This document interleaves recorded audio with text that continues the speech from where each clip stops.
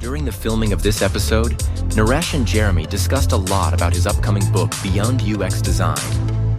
Beyond UX Design equips designers with essential soft skills often overlooked in traditional education, bridging the gap between academic theory and real-world UX practice, and is now available online. Visit www.beyonduxdesign.com/book for more details.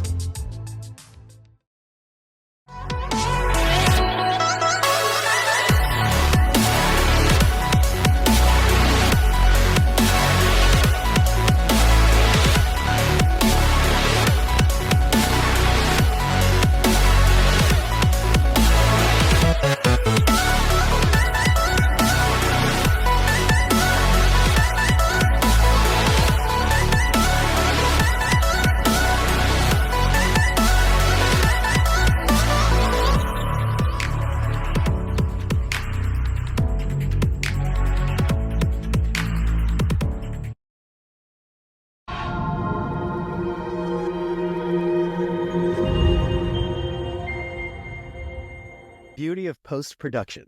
That's the brilliant thing. You can just make as many mistakes. So, all right.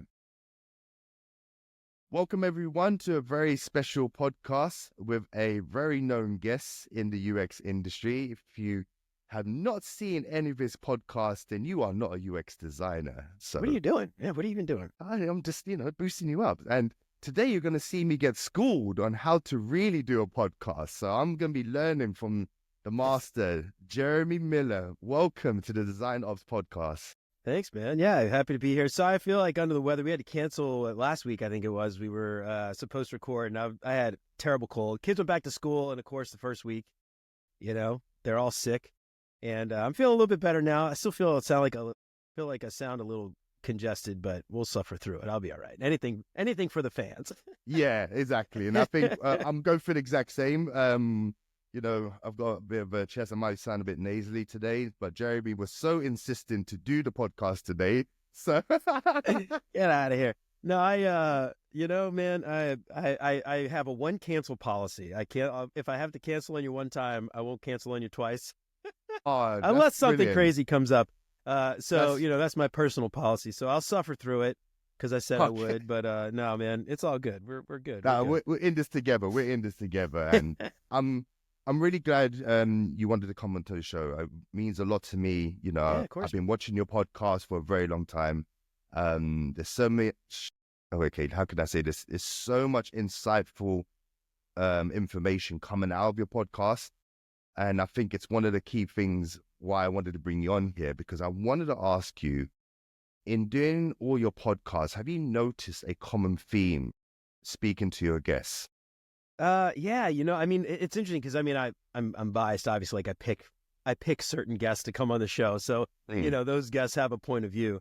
But the theme really has been, no matter who I talk to, there's always the sense that craft gets you so far, and you've got to have the craft, obviously. Not to say soft skills are more important than craft, but the craft gets you so far.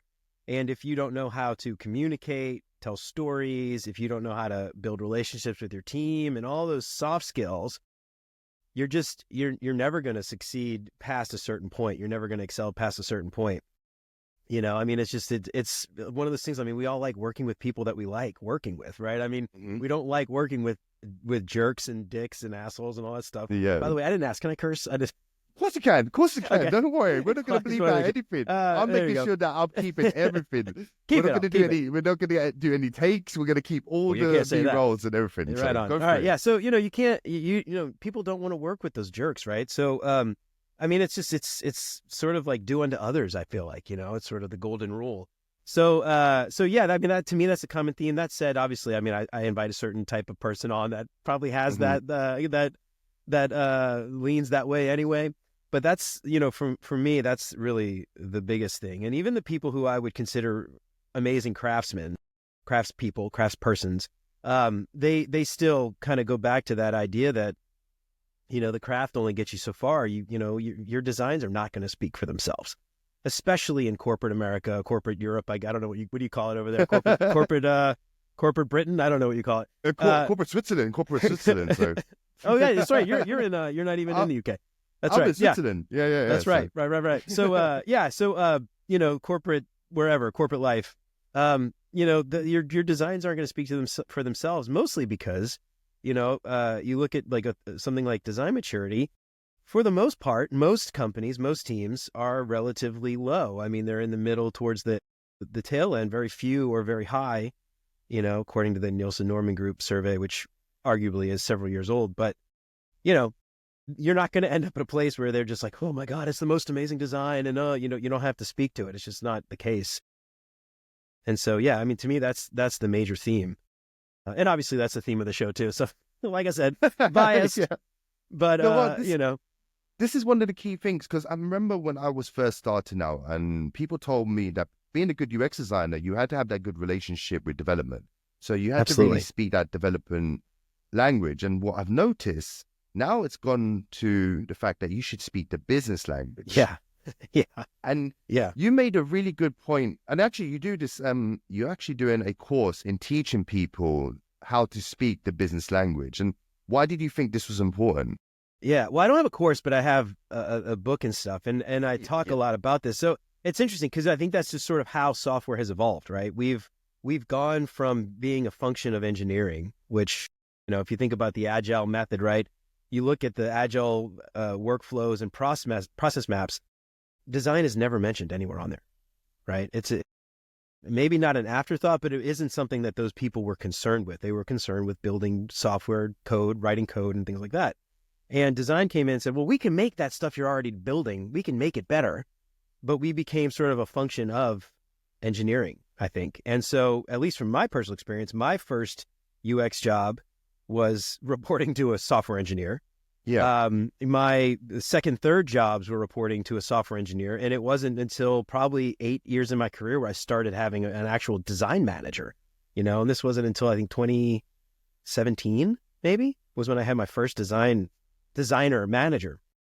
And, that's when I think we sort of shifted from this idea of being a function of engineering, taking orders essentially and saying, we already know what we want, just go make it pretty, to let's actually figure out what we want to build before we even pull in, or not pull in an engineer, but before we start writing any code. And so I think there's been an evolution of that over time, saying like, look, and I think like people like Brian Chesky from Airbnb and these other places, design-led companies, have kind of shown that, Apple, obviously, like we can actually design better products and we can make better experiences, and that actually improves the bottom line. Users are happy. Obviously, if users are happy, the business is happy because they're paying for it. So I think there's sort of been an evolution there of moving from an engineering function to a separate kind of partner.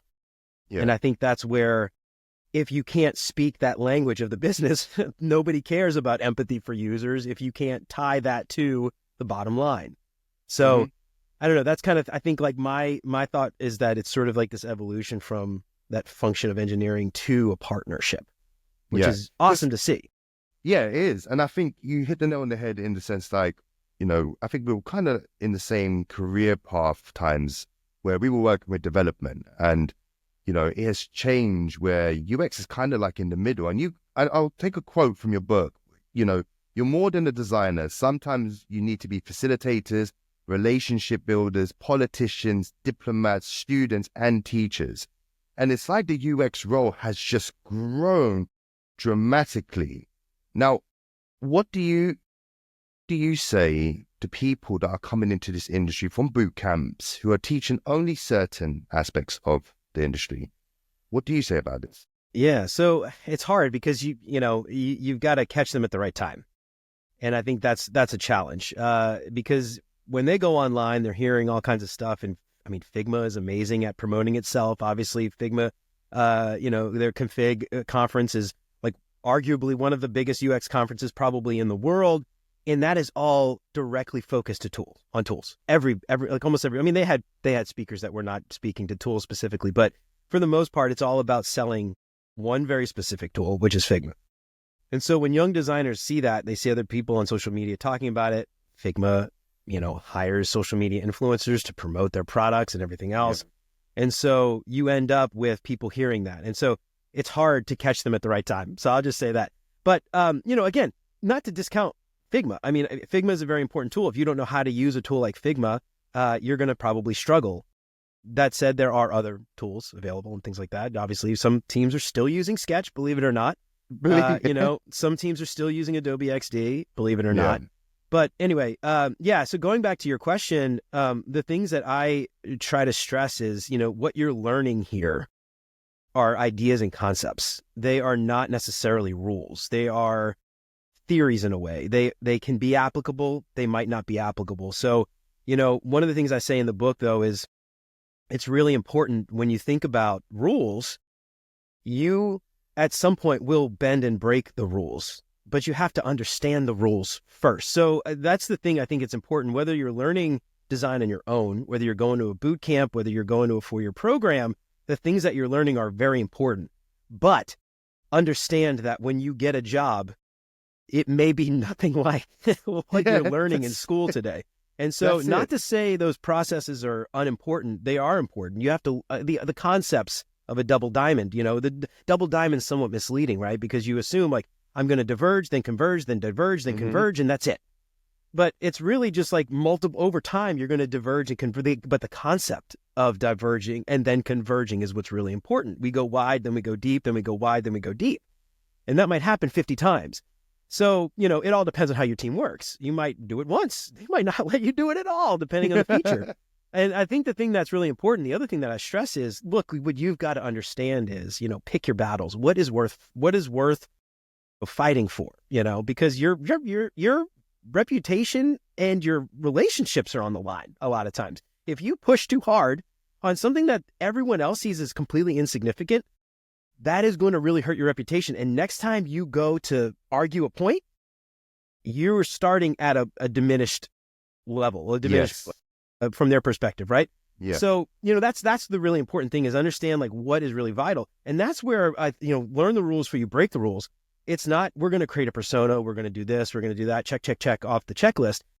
Why are you doing it? And I work with a boot camp, I work with Mento Design Academy, and I actually have multiple mentees, and this is something we go through all the time. They struggle a lot with, I got to research and I have to talk to 20 people because that's what the curriculum says I have to do. And, you're stressing that, like, look, the important thing is that you're learning why you're creating personas. You don't just create a persona to create a persona. It's supposed to help you.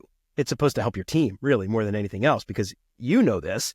You don't need to write a persona for yourself. You're writing a persona for all the people on your team who have never talked to a single user. So anyway, going back to answer your question, stressing the reason why we do these things, why you're learning these things, it's to know ultimately the outcome that thing helps, that artifact helps you with. And in theory, you shouldn't be creating these artifacts if it's not helping your team move to the next step or move forward in some way. I think you really point out that we should really know the fundamentals. And I think this is key. This is really, really key in knowing how to really do the job properly. And it also comes on to another point. I always think I should have learned this in school, when they should have taught you life skills, like, how to save money, how to do this. And I feel... And so you can quote me if I'm wrong. And I think this is the whole point of the show. I think what I'm hearing is that boot camps don't teach about the real life situations that, No. Yeah, it's predominantly, and I don't mean to put a bad rep on boot camps, but I perceive that when you jump into this field, 80% is kind of like, as you mentioned, stakeholder management and relationship building is key. So 80% is negotiating and talking, and 20% is the design, the actual design work. Now, what's your thoughts on that? Yeah, I mean, but think about, the constraints that a boot camp are under, right? I mean, the idea is it's condensed. We call it a boot camp because it's like military boot camp. Like, you're supposed to be busting your ass, and it's nonstop for 6 months, and it's very condensed. And so they don't have the time to, I mean, how would a boot camp ever teach real world stuff in 6 months? I don't think it's really possible, other than just bringing it up and mentioning it. But the thing is that bringing it up and mentioning it is somewhat tricky, because in the real world, everything could possibly happen. I mean, like, you have no idea what you could, so it's really hard to teach that. But even 4-year degrees, you're not learning those things. So, that's the thing. The interesting thing, it's a 4-year degrees, and boot camps, when they teach design, are very similar in that there's an instructor, there's a specific method they ask you to use, they're grading you on that method and everything else, right? And I just had a really great interview with Pavel Samsonov recently, and he brought up a great point that, when we get into the real world, there's no professor anymore. We treat our boss and our stakeholders as if they are, critiquing our designs for its quality, but that's not what they're there for. Maybe there is some way you could teach that in a boot camp or 4-year program. I'm not really sure. But I think both, are bad in that, not bad, but what's the right word? Both are missing, I guess, that real world aspect. But it's interesting because this is sort of the difference between a boot camp and a 4-year program. I mean, that's like, I think the advantage of like a liberal arts degree is, you're learning all those other things that make you a well-rounded person, human in general, regardless of whether, you're going to be a, teacher, lawyer, doctor, whatever, having that basis for those other skills, I think is a huge advantage of a 4-year degree. Obviously, it's very expensive depending on where you go. Yeah. But, that's just the main difference. But when I think about education, to me, what I would love to see would be like apprenticeship programs. And I think about like tradesmen, like, carpenters, plumbers, electricians, craftsmen. We talk about craft in the design sense, but then when you think about actual craftspeople, they have apprenticeships. You don't go to school to learn to be a carpenter. You go and work under a really like a master carpenter for some amount of time, and you learn their techniques, and you learn, So an artist do a very similar thing a lot of times, right? They'll go and they'll have, there'll be understudies of a certain person or dancers. Yeah. I mean, they do the same thing. So, that to me is like the best way to learn. The problem is it's expensive to do that, right? For a business to bring on someone who has no idea what they're doing and to train them. And so look at the market right now. Everybody wants to hire quote unquote juniors with 10 years of experience. And they want to pay them crazy. Junior levels, right? But so nobody wants to hire interns. Nobody wants to hire junior designers because it costs a lot of money to train them and make sure that they're not screwing things up.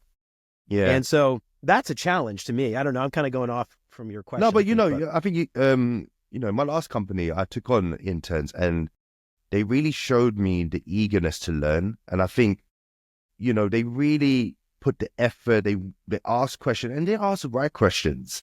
And then you have these people who are senior designers, and, it's harder to get them to work in a certain way because they've come from a certain background. So there's always a mix. But I totally agree. Like our art or our art form should bring in more interns, like learning on a job. And it does bring a lot of value. And it brings a lot of, as you mentioned, challenges as well. So it's not kind of straightforward. Absolutely. I want to jump back to your book because I really I had the time to skim through it. Right on. Man. So Awesome. I took some notes, and I really there's a lot of stuff in there. And one of the things I really like, and I think one of the key things I'm noticing when I speak to a lot of people coming onto the podcast is that, and as you mentioned as well with Figma promoting itself, I like this line that you put in there. A beautiful app doesn't sorry, let me quote this back. So, a beautiful app that doesn't do what a user needs is not a good piece of software. End of story. Right. And I love that. I love that because it's like, at the moment, we are just selling the beautiness, the surface level. And I think, we're not selling the core UX. And this is where I think education and, learning comes into play. And books like this are the ones that really, really help people learn. What would you say to people who are just looking at social media and looking at, every day they're doing beautiful stuff and beautiful animations, and how can you get them to start thinking about doing the fundamentals?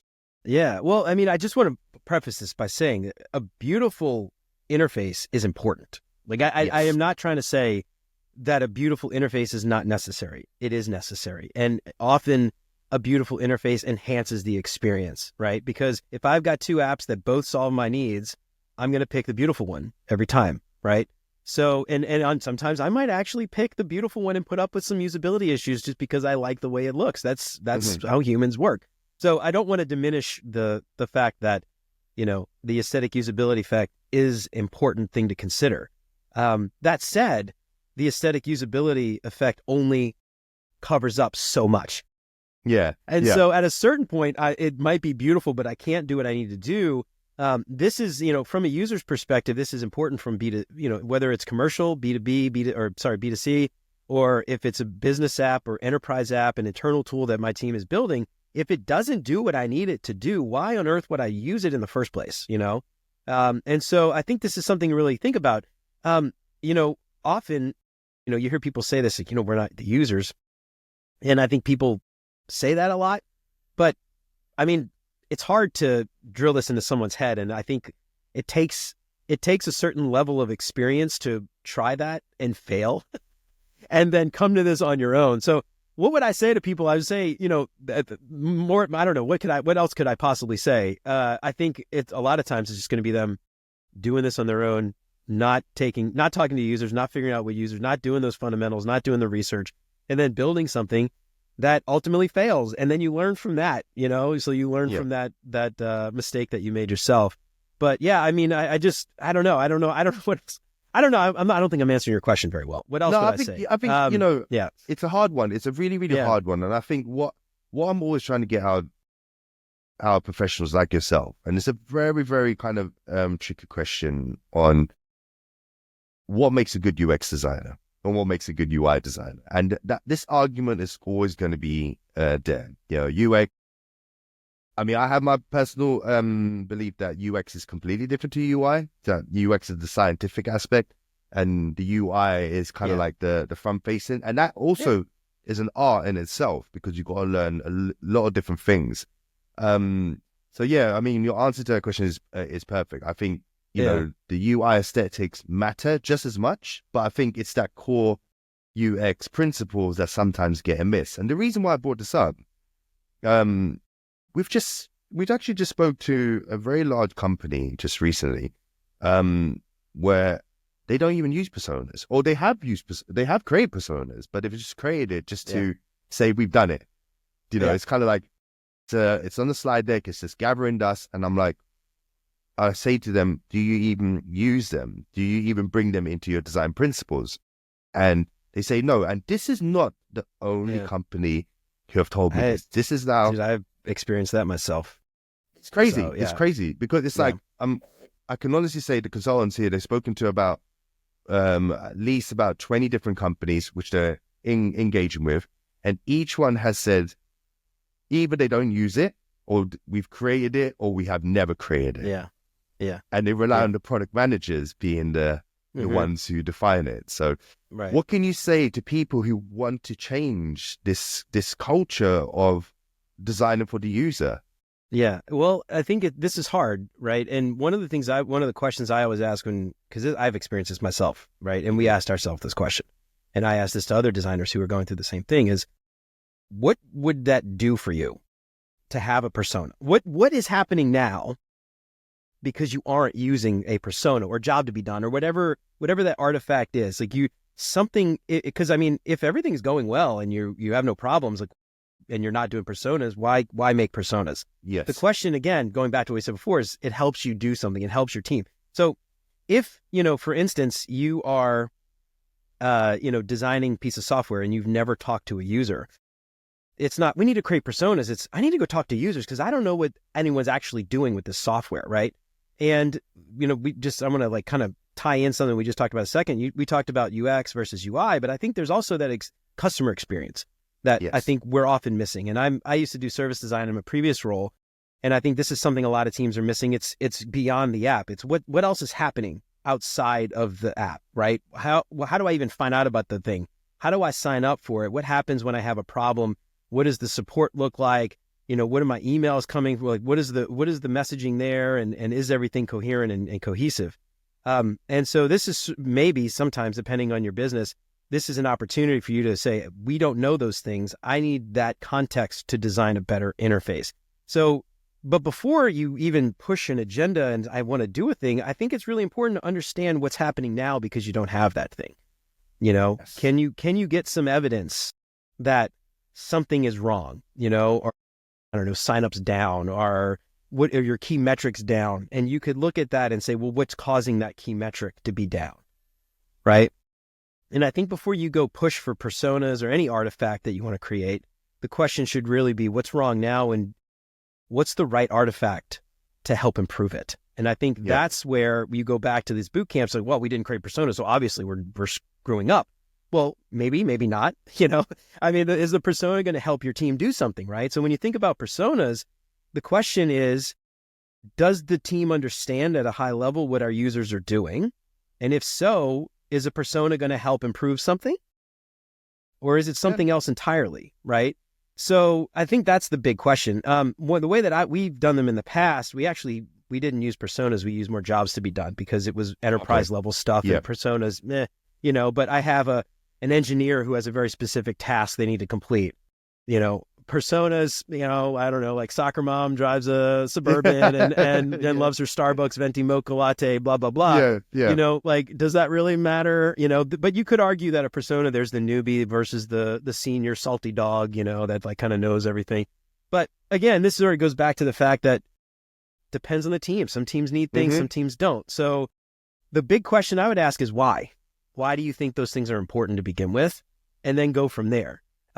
And then but let's assume, decide personas. One of the reasons why I've found that people don't ever use personas is they spend so much time on the persona, making it pretty, being an artifact that's like perfected. And when that happens, changing it becomes very difficult, right? Okay. And so if you make them as dirty and as simple as possible, a Word doc, and again, documenting these things, not in some fancy tool, document regardless of what you're documenting, by the way.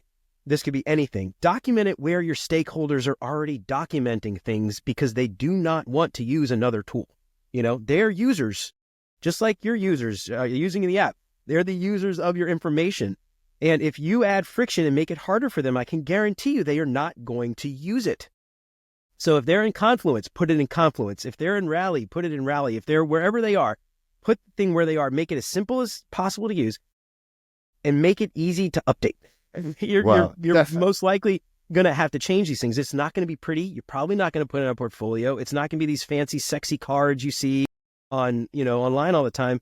But that's not the point of it. The point of it is to be useful to help make a decision. It's not to be pretty because that artifact itself is not the end. That is a result of conversations, and it's meant to help move a conversation forward. The other thing is, use it in conversation though, right? Like, so when you're going and doing refinement or you're doing discovery, you're talking, well, I know that like my engineers always do blah, blah, blah, but who's using this and bring that up and just talk as if you'd be crazy not to talk about a persona or a job to be done or whatever artifact you're using. And so have that be part of the conversation. And the other thing, this is something I dig into the book a lot too, is, use your one-on-ones. If you're not having one-on-ones with your stakeholders, with your product managers, that's another ample opportunity to promote these things. And if they're not using them, find out why. You might find that your stakeholders are frustrated with the team because they aren't helping make a decision.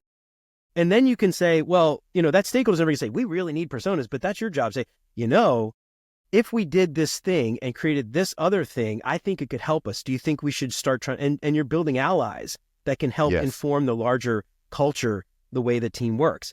So this is like a whole roundabout answer to your question, but I think one, it depends. This is like anything else.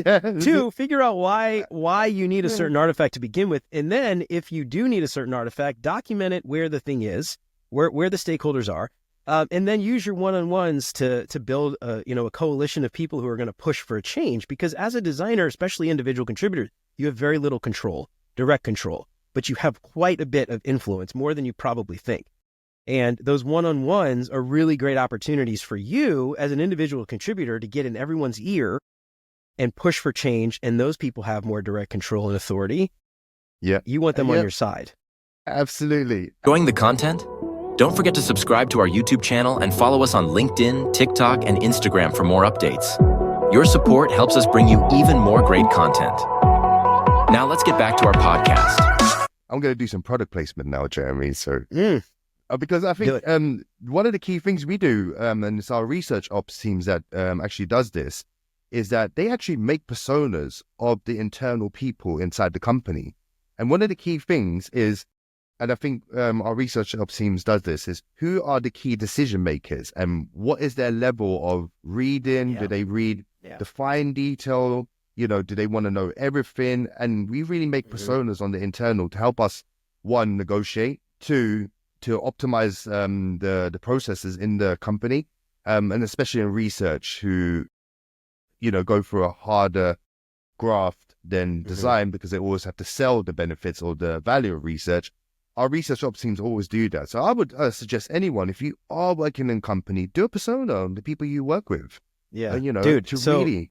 this is huge. And that's actually another thing I dig into in my book is stakeholder management, right? Yes. And so, you know, what you're talking about here is a little different from what I think a lot of other people think about when they think about stakeholder management, because, you know, your product managers are stakeholders. They hold a stake in this thing. Yep. They might not be the final decision maker. There might be another, what we might think of as a stakeholder who is making a decision, especially in enterprise. This happens a lot. So, you know, those people, though, they have perspectives, right? They have opinions. They have personalities. They like to communicate in one way or another. Yeah. And understanding, you know, that, you know, Jane, my product manager, hates long emails. And when I send her a long email, she ignores everything but the first sentence, right? Yes. If you're trying to communicate with her and that's the only way you're communicating, you're going to have a rough time. So part of a stakeholder management plan is first understanding who they are, how much they influence, how much they care about the thing. But then it's also the communication plan. And there's a lot of thought that goes into that, because every single, like, just because they're a CEO doesn't mean they like being communicated the same way. You know, just because they're a product man stakeholder could mean anything. So it's not a monolithic group. The fact that your team is even thinking about that is something most teams don't do. Even if you don't do anything with it, but you just spend an hour brainstorming and thinking about this, that's huge, right? Yeah, great if you document it and use it again, but most teams don't even spend that hour to think about the people that influence their work. Right. Yes. And, you know, this is something that I think so many teams just ignore, and they might send emails, but the way that you communicate, how you communicate, what you communicate, the things that you share, not every single person on your team or outside of your team that is that you would consider a stakeholder is going to want to hear the same thing in the same way, right, at the same time. And you have to think about that. So creating those personas, I think is brilliant. I love that you guys do that. Yeah. And I think that probably makes you guys just that much more effective, just knowing that. This is, I think I've had a lot of people since we started DesignOps Line, they didn't even know what DesignOps is.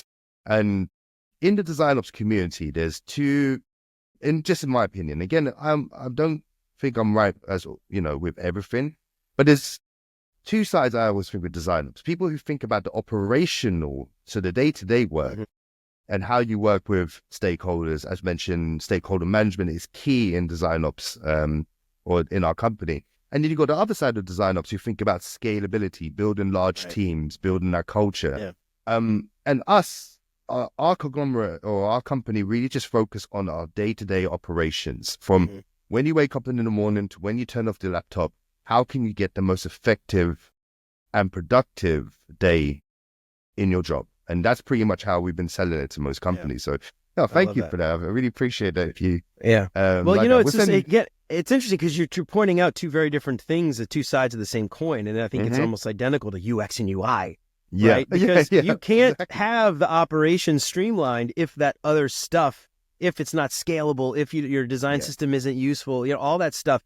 You know, they've got to work together, and that has to be part of your overall strategy. If you only focus on one side of it, the big high-level stuff, and you ignore how the designers do their tactical day-to-day work, how on earth do you build a strategy around that design operations, you know? And so, I mean, to me, it's the same kind of thing as like UX, UI. You know, it's not UX or UI. I mean, it's like UX and UI, I guess. Although I hate the term UX UI, by the way. But same. I hate the term UX UI. And but if I had to go with that scale, I'm the UX side of the DesignOps, and the other people are the UI bit. So you know, for sure. But I think, you know, with DesignOps in general, it can be implemented in all stages. And I've had people say, well, look, I'm the only designer in the company. How do I implement DesignOps into my day-to-day work? And I think one of the key things we're trying to say is just bring value and quality into your work. And I think that's one of the key things I wanted to bring up with you. And I think you mentioned this. When you're part of a team with a low design maturity, it doesn't mean you can't do great work. You just need to work harder to bring that vision to life. Yeah. I love that statement. I'm going to put that up on my wall back there because I'm going to get you to put something up there as well. But I'm going to put that statement. Oh, I got there. some. Hey, beyonduxdesign.com/shop. Check out these big, beautiful art prints of all your favorite software related quotes. I'll make a design. I'll make a poster with that quote on there for you. Send it over because I was skimming through the book. I had literally, just a certain amount of time, but I love that statement. I really want you to emphasize to our listeners, what does that statement mean? Yeah. Well, so, I mean, this is something I think when people hear low design maturity, they assume bad.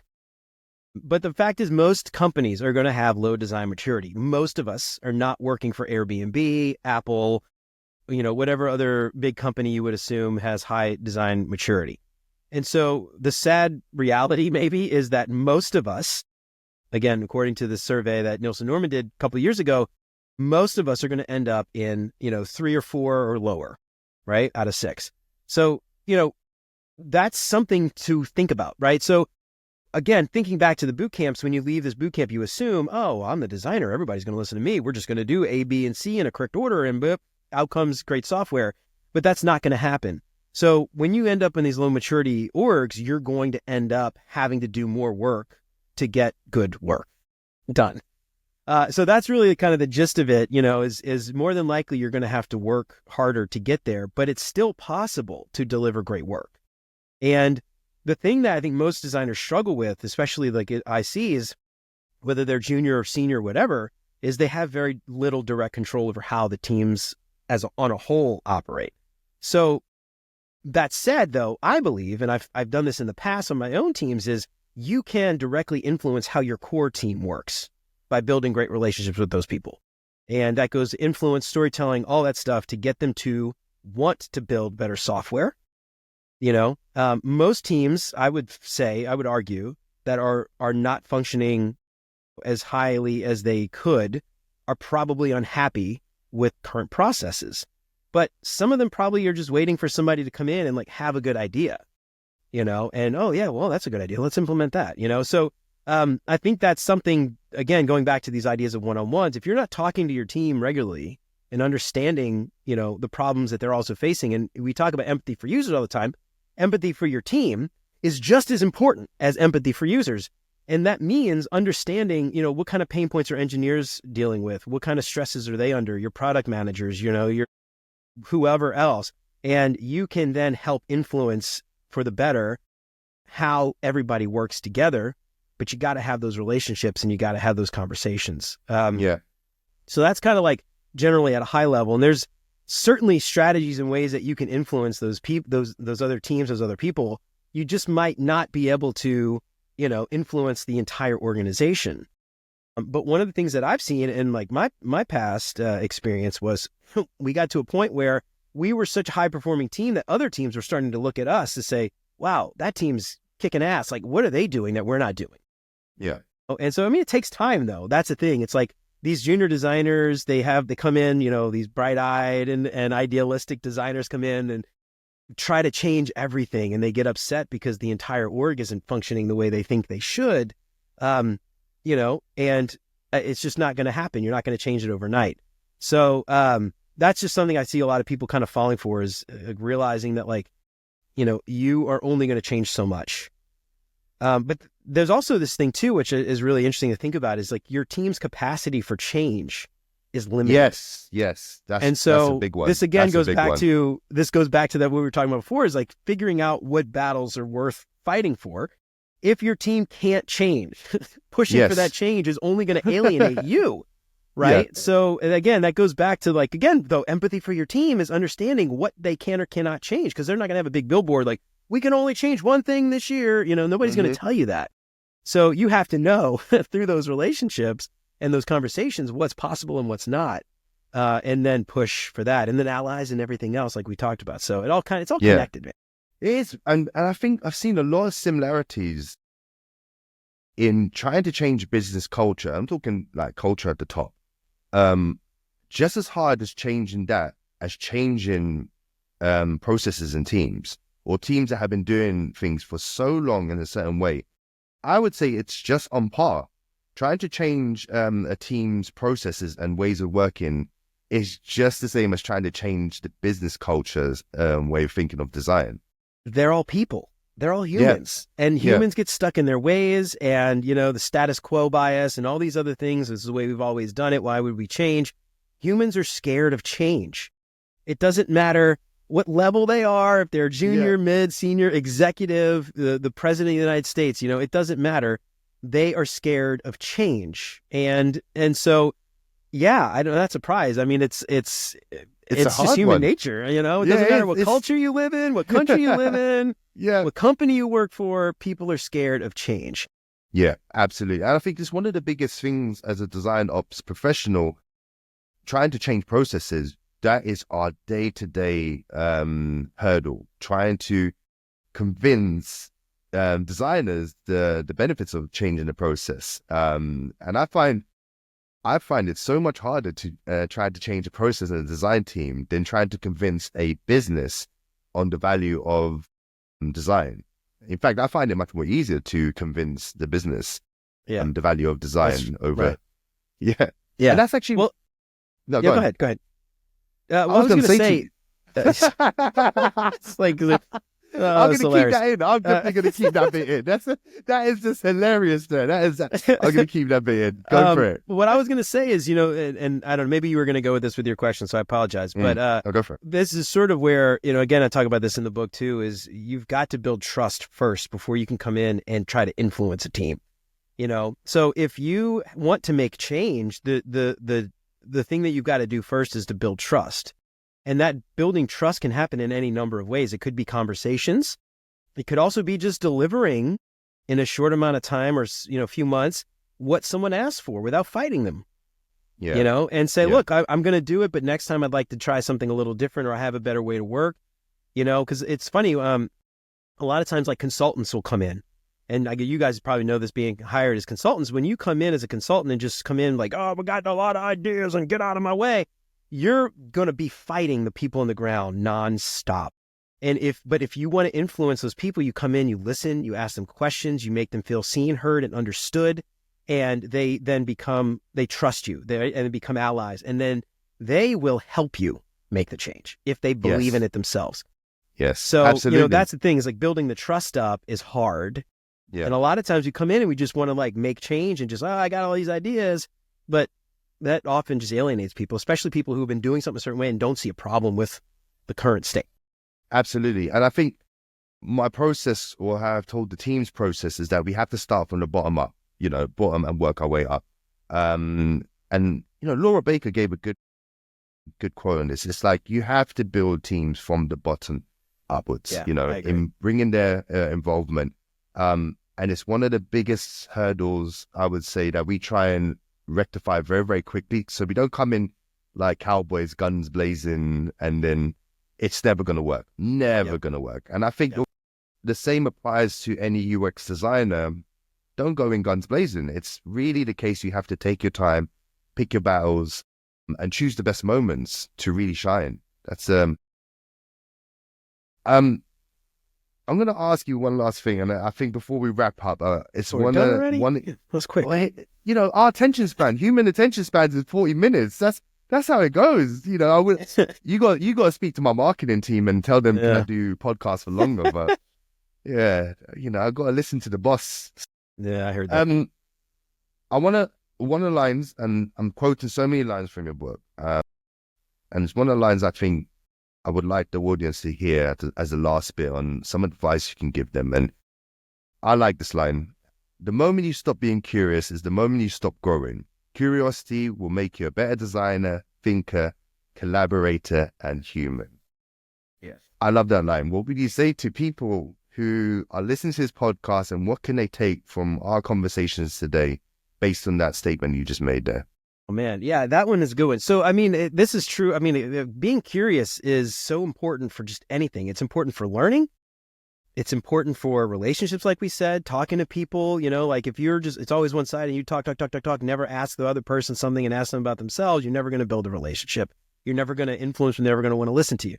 So yeah, the idea of curiosity just spans, across everything, relationships inside of work, outside of work, just your own personal knowledge. I don't even know what the word, knowledge capital. What's the right word for that? Your mental capital. So yeah, that just, the curiosity is just important for anything, whether that's like learning how something works, how does your system of government work more, how can I, anything. Curiosity is just like the foundation for just so much growth. I feel like, if you're not curious about something and you don't want to learn more about things, learning new things is going to be almost impossible because it's going to be a chore. But if you're curious and you're genuinely curious about something, you're going to want to go out and learn. It's going to be fun. It's going to be exciting. It's going to be something you want to continue to do, not because you have to, because you sincerely want to.